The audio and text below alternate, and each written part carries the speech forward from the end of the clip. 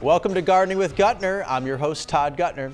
Designing a garden that actually works, where everything flows and doesn't look like a hot mess, isn't exactly easy. What should you plant? Where should it go? And if you get it wrong, it's not just frustrating, it costs you money. That's where a good landscape designer comes in. We met Ted Carter, a designer with over 40 years of experience and founder of Ted Carter Inspired Landscapes. He walked us through his property in Buxton to educate us on some of the basics, seeing how he thinks about space, plants, and design. It was all next level stuff. We want to show you the full conversation we had with Ted because he had so much to teach us. Here it is. Landscaping this beautiful requires a ton of effort and a ton of planning. And Ted Carter's been designing and installing landscapes for over 40 years. Ted, I'd say this is in your DNA. Yes, it definitely is. It started when I was 8 years old in my parents' backyard. Dad dumped a load of sand and a pile of bricks, and he said, "Go play." And that's how it all started. And we broke the branches off the trees and made little landscapes and front walkways and driveways. And it was just. We were actually mimicking what we were seeing around us. It was suburban Chicago, the 1960s. Things were booming. Yeah, sure. And there were model homes everywhere, and so we were making our own model homes. Yeah, and 40 years later, or 40 years or more later, you're still doing that. Well, this is the grown-up sandbox. I still play in a sandbox. It's just on a larger palette. Yeah. There's so many different layers to landscaping. When you get to a project, what are the first things that you're looking at and for? The first thing I do is I identify all the negatives, the things that are impacting the landscape that are telephone poles, driveways, cars. The utility aspect of landscape is really pulls the energy level down and really. So I nail that stuff, and I also, good landscaping tells a person where they should park when they're visiting, and which door to use. Yeah, it's very strategic. Okay, it's very strategic. It's like there's like road signs and arrows. It's out of very, nature in a way. It's very subtle. Construct it. It's very subtle, but it's very intentional. But the intention is sort of that's the magic of it all. Good landscaping creates mystery. It creates intrigue. It creates a sense of, if you look at a house that's not landscaped, it's very stark, and your eye sort of ricochets off that architecture. With a little bit of, it's like a lace curtain. I don't know how to explain it on a window. Yeah. You see what I'm saying? Yeah. It's there, and it draws attention, but it's not the focal point necessarily. No, but it enhances the landscape. Now, if the architecture is beautiful, I try to feature it and make it beautiful. If the architecture is not so beautiful, the landscaping steals the show. Is there a place where people should start with their palette, so to speak? Where should they start? They need to start with good site work, rise and run. The front entranceway is really a good place to start. And that's where, for resale and building value into your real estate, the approach is always the thing that's going to drive a sale of a house. The first impression. It's almost the first thing that people focus on and see, right? Yep. If they see a good image and they get excited, they walk through the property and they say, "Wow, this is nice." If they don't see something so nice, they look for all the negatives. It's a first impression. First impression. It really is. It is. It truly is. Yeah. So Ted, this is your inspiration. What do you call this part right here? Well, this is the spine, and it's the you can see the depth of the steps, and breaking those gradations up in a way that is very gracious and wide, and you glide up to the front entranceway instead of walking up like some cellar stairs. That's a great point, because I noticed when I walked over, it wasn't like walking up a flight of stairs to get to my second floor in the bedrooms. No. It was easy. It was gentle. You glide, and it's just Portland Museum of Art is a perfect example. If you go down to the lower level, I am pay. Sure. Those are just some of the nicest steps I know. You don't hear that often, someone admiring steps or stairs, but you do. I love good steps, good stairs. Yeah. So what else do we see here? The architecture of the plant material that embraces that entranceway, and there's sort of a crescendo here to kind of come up to the front entrance, and there's sort of an unfolding of space. So each time you enter one level, you look on both sides and see on this you see the angel. Sure. You know, you look down the alley, the big alley. Yeah. That's festooned with all different kinds of color and plants, and then you get to the next level and you get into the beautiful woodland garden. Yeah, there's a surprise at every stage. So part of what you're trying to create is mystery and intrigue. You're trying to create a sense of mystery and intrigue. What's the story behind those lions up there? Why did you use those? Well, that's a classical. Lions guard. The lion guards the gate. You know, they're the great guardians, and I bought them in New York City. They're all bronze. They're copies of the library on 42nd Street. Oh. Yeah. Exact duplicates. No kidding. Mm-hmm. Yeah. I bought them actually 2 weeks after, or 10 days after 9/11. Oh my. Yeah, I was down there. The smoke was still coming up from down, and nobody was in the city. There was a zero. Right, it was a ghost town. It was a ghost town. Yeah. So I think I got a good deal on those. I bet you did. And they guard your home, right? They do. They guard everything that you've created here. This is a classic Georgian colonial. Very similar to one of my great-grandfather's homes that he designed. No kidding. Yeah. And so I wanted to be sincere to the architecture. I also love classical elements in the landscape. Having art in the landscape is extremely important. Okay. It really, it's there. You know what's nice about it? No matter what season it is, it's always there for you. Whether there's snow and ice collecting on it and it's kind of changes, but it's there 24/7. It's a constant. It's a constant. And no matter what happens in nature, that piece is always there. It always calls to you.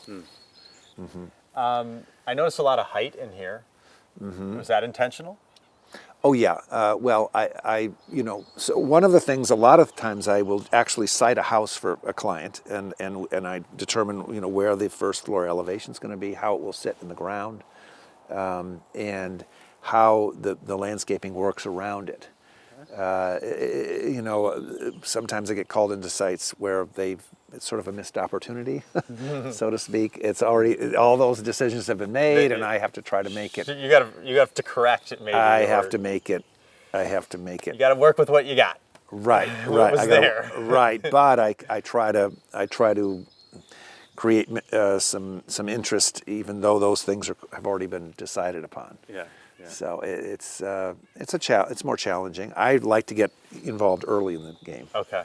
Yeah. Okay. I work with elevation a lot, so that good architecture deals with elevation, and you always want a promontory. So the house, of course, sits on a nice promontory. Sure. The lions are perched on stone promontories. So and when you set a piece of sculpture in the garden, you always need to set it up so it's proud. And stands out. Yes. Yeah. So often art's too low. It needs to speak to you. It needs to engage with you. Okay. Yeah. You have a lot of tiers here, and you call this your spine. I suppose that there are limbs then that kind of branch off of it. Can we go check out the first limb? I guess it's the leg, right? Right, exactly. Let's go on up here. So we're heading up the main spine, and we're going to make a left-hand turn into, I don't want to mispronounce this. Okay. It's the allée. The allée. All right. What do we see in here? Well, we've got another spine. It's designed in such a way that it's very gracious. The two of us very comfortably can walk and have a conversation. Sure. And we can see the garden. Each side is a little different. Don't look too closely. It's we've had a lot of rain recently. Things are growing fast. Well, it's early and it needs a little more tending. But seriously, we've got, and you can sort of see the fortification on both sides. Yeah. We have the stone walls, and we have the plantings. So you feel very protected. You Absolutely. feel very enclosed. It's sort of an enclosed space. Yeah, the boxwood. The boxwood helps hedge. on this side, and Right. you've got the stone wall on this side. Yes. So I'm attracted to the bird feeder over here. You get a lot of visitors, I'd assume. A lot of visitors, and it's a very popular place for the birds. Oh, yeah. And I keep them very well fed. I buy very expensive bird food. And Isn't every pet an expensive Oh my God. entity, right? I want to make sure it's all shelled and, Sure. and there's a variety. But the birds bring life and movement in the landscape. Movement and life in the landscape is very important. It's not a static art. It's a malleable, soft, feminine energy. So when I work with the landscape, the walkways are the male aspect, and the hard, unforgiving surfaces, and then the soft, supple surfaces of the plant material. Are you saying males can't be soft and supple? Well, I'm just kidding.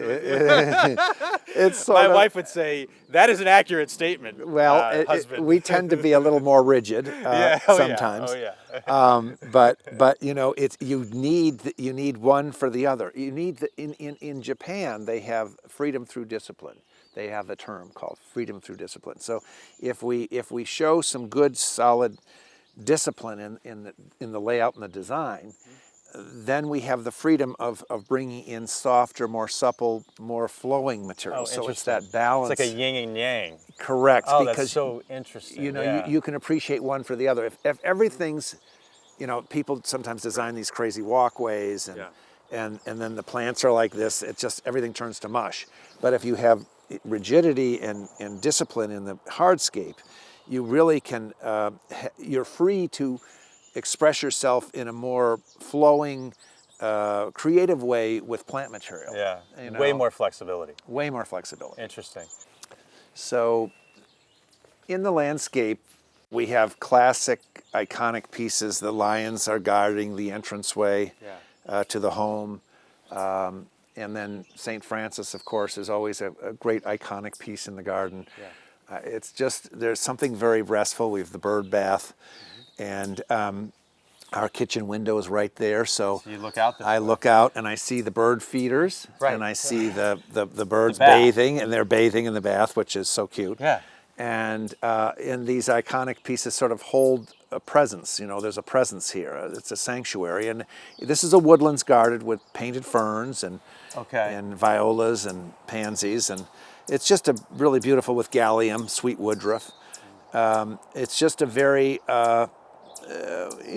sort of casual but very woodlands garden. Well, and you chose woodlands because of what's all around us, right? I mean, Well, not necessarily to a right point. here. Well, to a point. This is the north side of the house. My meditation room is right there. Oh. That's where we built that for a sanctuary, an internal sanctuary that is nestled in the garden. Yeah. It's just you have to be mindful of the directions of the house because of the light requirements of the plants, and also the energetics of those areas. The north is all about the head energy. Okay. It's the linear, logical, local world.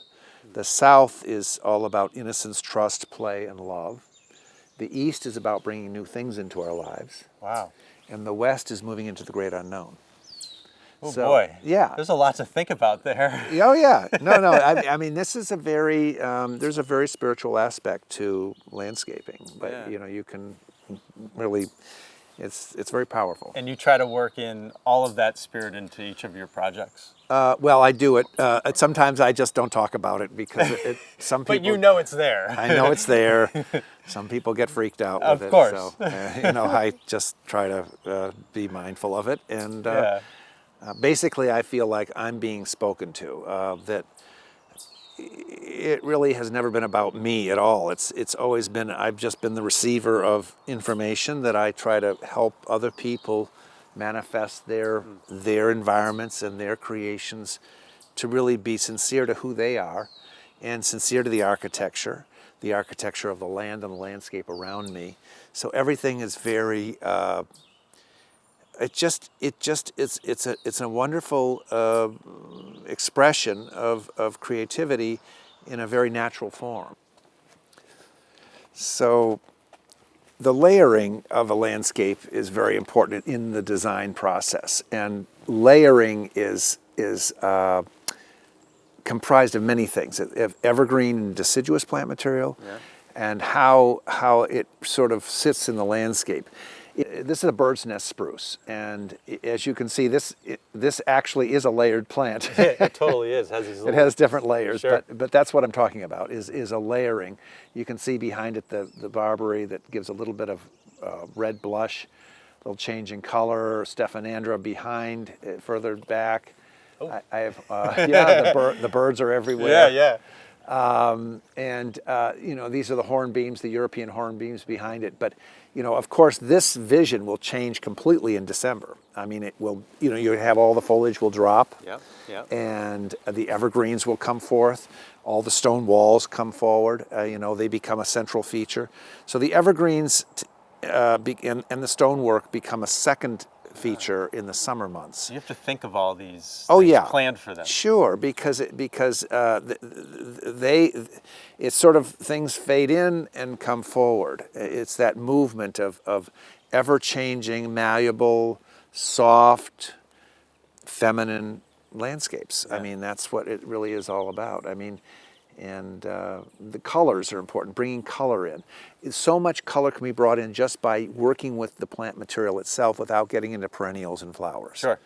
So, and that sort of saves the day when you're too busy to plant your garden. Yeah, exactly. Or in the off season, right? Right. When it's a non-flowering time, like you mentioned, in the middle of the winter. Right, in the middle of winter. And you've got something with the snow and ice to collect on. I work with a lot of quirky evergreens, very sort of tortured, twisted, unusual sculptural pieces that sort of sit in the landscape, and the snow and the ice collect in the wintertime, and it's something for the mind's eye to go to when you're sort of sitting reading a magazine, looking out at the place. It's really some people don't like to have these pieces in their landscape. They like to have it's just not, these classical pieces aren't who they are. So I'll say, well, let's get a beautiful, interesting sort of plant material to set out in that space where I have the art piece, because I always create a spot in the garden for art. I think art in the garden is really important. It kind of captures your mind for a time, right? Yes, and it takes you away. It does. Yeah. 12 months a year, it's there. Come rain or shine, snow, sleet, everything. We get everything here. We do, and the art's always there to greet you. It's always there to, and something magical happens when you put art in the landscape. It just, there's a presence. The presence of that art is so powerful if it's done properly. So I think that's really important. And then of course I have my meditation room behind here, and oh my goodness, the woodpeckers are in the trees. What tree is this one here? That's a flowering crab. That's already apple, it's already done its already sure. done its thing. So they can go have at it, right? Oh yeah, well that's okay. He just is nesting in there. But the meditation room is really a lovely spot to be. Yeah, you must spend a lot of time in there. Well, I wish I could spend more. That's probably the key. Next, we followed Ted to a property in Cape Elizabeth where the owners wanted the design to center around a beloved tree they had in their yard. Ted took that challenge and ran with it, and the end result, absolutely stunning. Today we're meeting with Ted Carter-inspired landscapes. We're at a property in Cape Elizabeth, really close to the ocean. Ted, great to see you again. It's great to see you. You wanted to meet in this spot right here, and I have a feeling it has something to do with that tree. What's the story? Well, this tree was something the client desperately wanted to save and preserve because it's so unusual. So basically we designed and celebrated the tree with a dry bed and a granite bridge and so forth. But what it does do is it sifts the angularity of the architecture. And I assume that presented a lot of challenges, such as? Well, regrading everything. The grades are very, very different than they were originally when we installed when we came to the site. Yeah. And the walkway would go right through here. It basically went right up into the side of that porch. I'm absolutely deaf on that. That was a note you were allowing. Oh, I don't like that at all. Ted, you don't see one of these every day. Why the bridge? Well, I had two contradicting things going on here. One was the tree had to be kept at one elevation, and we had to be respectful of what the tree was going to do. And then we had to bring the walk away from the house. So I had two things right next to one another that really weren't working unless I had a bridge.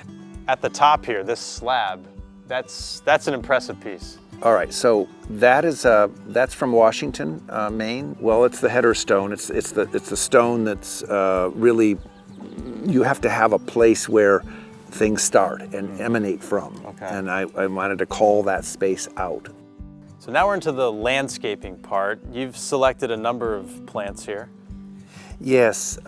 So when I design, I do a bolder presentation. Like I will get a massing going on rather than doing a sort of a helter-skelter. Sure. You know what I'm saying? Yeah. A piece here, a piece there. I really like the repeating elements so that when you're looking at the garden, you know, you're catching the repeating element once again and then once again, and it sort of pulls it together, so sort of like a fabric. So you've worked with Ted for a number of years. What is it like working for him and putting his vision, you know, into reality? Yeah, so it can be a bit tricky at times, but you know, Ted is very creative and eccentric. Yeah. And I tend to think more logically. Okay. And so with those two energies, you know, we tend to make things happen. So Harry, this was your biggest challenge, this bridge right here, right? Yes. How come? I mean, just the huge part of it? Yeah, just the sheer mass of it, and trying to you know, lower it down gently so nothing gets damaged. I think the second most difficult part of this project was getting this bridge squared with the house, so that when the walkway seams come to meet this bridge, everything is all square. Okay. So you don't have these angles in the seams forming. Yeah. It's super important that this is square with this, which is square with the house. If this thing cracks, is that on you? Yes, unfortunately. Unfortunately. Jim and Rosemary Coakley, they're the homeowners here. I assume you're very happy with the outcome. We're thrilled. Absolutely. It's spectacular. It really is. Yeah. Word is you actually both had to fight for that tree for a little while. Save it. For a couple of minutes. Ted's first looked at it and said, not so. Said, Ted, look at it more carefully. Have you ever seen a tree that comes back onto itself? And he said, oh yeah, that's pretty cool. We said to Ted, we really want to add, we want to open it up, we want to get some design, we want to get a lot of color in here, and we're thrilled with how much color we have now. You have a couple of Adirondack chairs right here. How often are the two of you sitting here and admiring? We never thought we would sit out here. We just thought it was a cute thing. Yeah. And now we find that we like sitting out here. Now that this is complete, and you take a step back and look, are you happy with the outcome? Yes, I am. I think it looks, I will be happier in probably 2 years. Oh, really? Oh, yeah. Why is that? Because it hasn't really reached its maximum yet. Okay, like matured? Well, it hasn't filled in and matured. see. So I will be, I think I'm happy, but I think when I come back and I see it 2 years from now, I will really know it's right. Ted Carter inspired landscapes, crafting this balance between hard and soft energies. It'll be great to see this property mature over the coming seasons. Be sure to follow us on Instagram at Gardening with Gutner, and we'll see you next time on Gardening with Gutner. Finally, remember that big sphere of stone in the first video? It was featured in a Maine design magazine. Ted says the sphere is holistic in nature because it represents the earth. He continually emphasizes the importance of art in the garden. The sphere is an example of that art and beautiful craftsmanship. We talked to the stonemason who created it for Ted. Ted, great to see you again. Great to see you. I told you I was going to be back. Yes, And it's because of that right there, yes, your beautiful sphere. yes. What is the genesis of that sphere? Where did you get the idea for that project? Well, I basically saw a book, Dan Snow, he's in the Stone Trust, and I was thumbing through the book one day, and wow, there was this stone sphere, and I said, whoa, I've got to have this. When you look at it, it looks like you could just blow on it or push it and it would roll down the hill. I tried. It didn't work. That thing is staying there.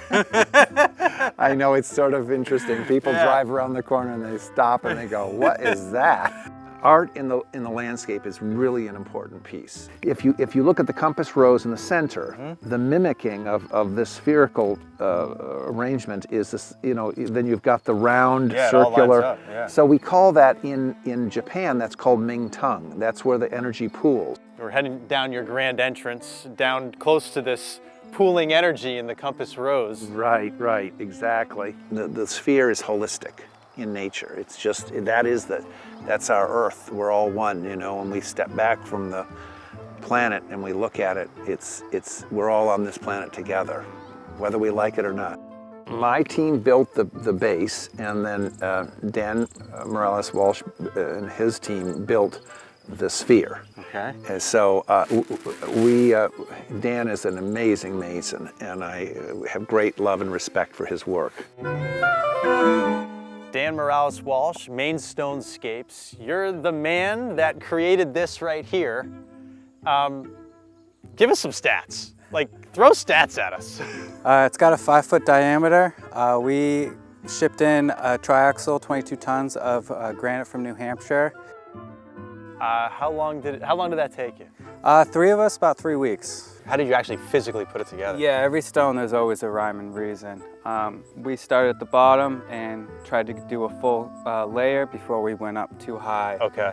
There's a lot of cantilevering that goes on with this, and so being sure to have these stones tied back in as far as possible to put more of that structure near the center to add to stability really was very important. So from level to level to level, there needed to be stability. Yeah. You had to make sure that was stable before you could graduate to the next. Exactly. You've got a lot of larger stones that you piece together, but this one looks different. This is your capstone, you said? Yeah, this one came from a big stone, about 150 pounds.